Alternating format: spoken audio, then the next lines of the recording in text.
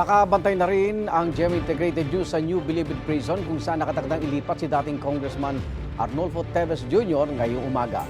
Live mula sa Muntinlupa City, may unang balita si Jomer Apresto. Jomer!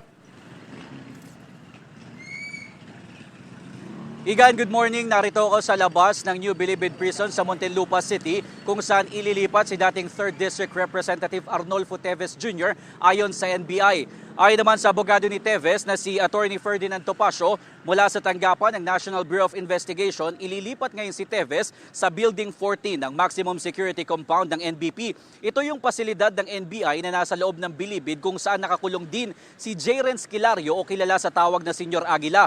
Kagabi sinabi ni Topacio na as early as 6 a.m. ay paghahandain na si Teves para sa gagawing paglilipat. Pero ayon sa Superintendent Office ng NBP, wala pa silang natatanggap na impormasyon kaugnay sa pag-transfer kay Teves. Mauna raw itong malalaman ng Directorate for Security and Operations. Sinusubukan natin silang tawagan pero wala pang dumarating na mga taga-admin dito.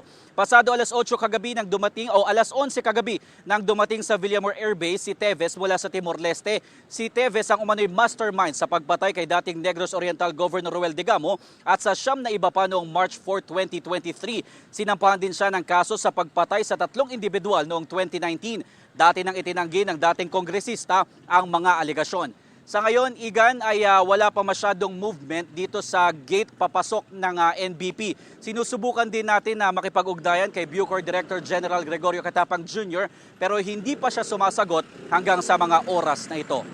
At yan muna ang unang balita mula dito sa Bilibid. Ako po si Jomer Apresto para sa GMA Integrated News. Igan, mauna ka sa mga balita, mag-subscribe na sa GMA Integrated News sa YouTube para sa iba't ibang ulat sa ating bansa.